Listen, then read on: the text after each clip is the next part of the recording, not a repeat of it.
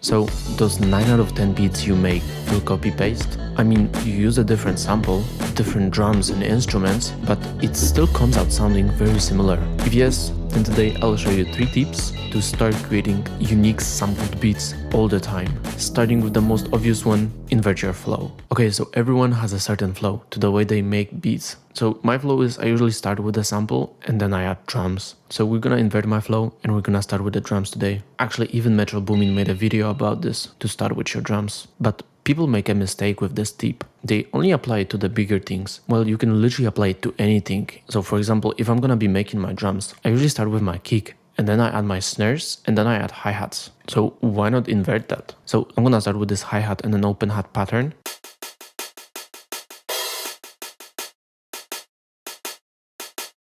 Now I can just start adding my snares to it.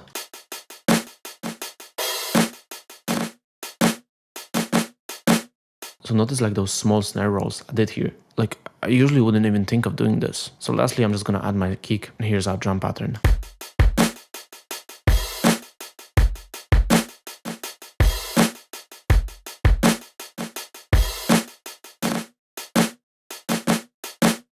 It's very simple, but I think for now it's enough. We can even apply this invert your flow tip to the way we chop our sample. So usually I chop up my sample first and then I add effects. So how about we flip that? So here's the sample I used. It's a song called As by Stevie Wonder. So I already warped it and pitched it up by 3 semitones.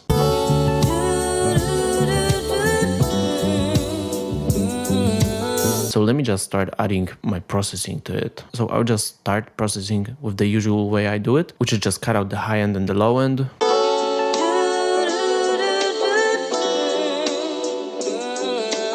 Now I'm just gonna do something I usually don't do, which is I'm gonna use a phaser. So it's gonna sound like this. Right, so it's a bit harsh. So that's why I'm gonna use another EQ to just shape that sound a little bit more. Now let's do something I don't really do, which is just add this sidechaining plugin that's gonna make our sample a little bit more choppy and then just add a lot of reverb to it. So this is how it's gonna sound.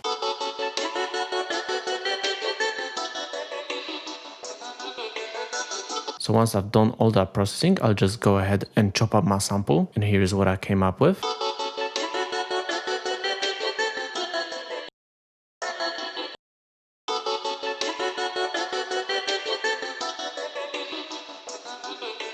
As you can also see, I added some automation, so the sound just turns off at certain points. And it also just adds a little bit of rhythm to our sample.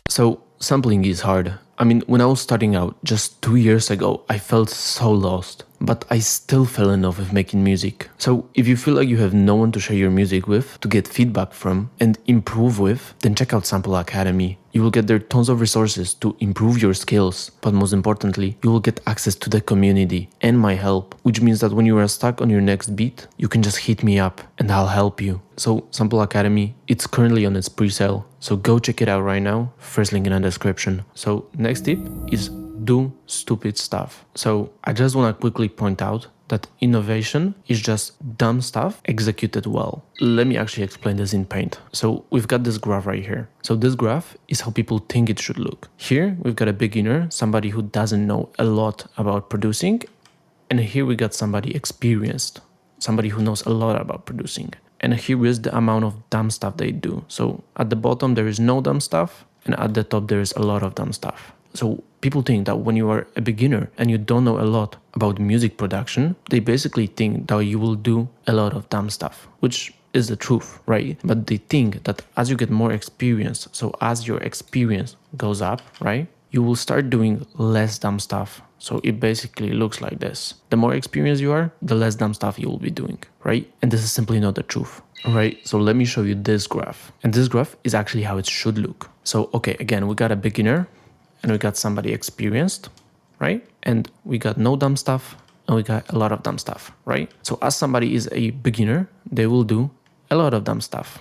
So right around here. Now, as you get more experience, the amount of dumb stuff you do will go down because you will learn like the basics of music production. So basically that a kick is supposed to be on 1 and the snare is supposed to be on 2 and 4, right? So like when you get to the midpoint of it, to like somewhat advanced, you're not gonna be doing a lot of dumb stuff, right? So now as you get more advanced, so you get to experienced level, I actually want you to start doing more dumb stuff. So I basically want this to go back up. So when you are actually experienced and you like know the knowledge that like the snare is supposed to go in 2 and 4, I actually want you to break that rule. I want you to do like dumb stuff and place the snare on 1 and 3 because why not? I'll repeat this again. Innovation is just dumb stuff executed well.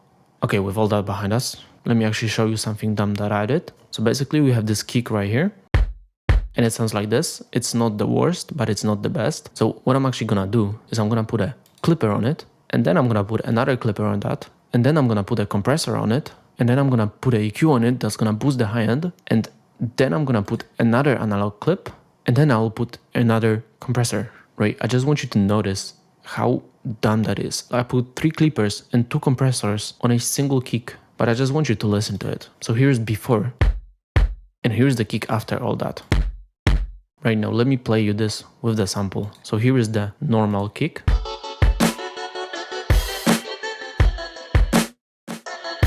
And here is the kick after all the clippers and the compressors.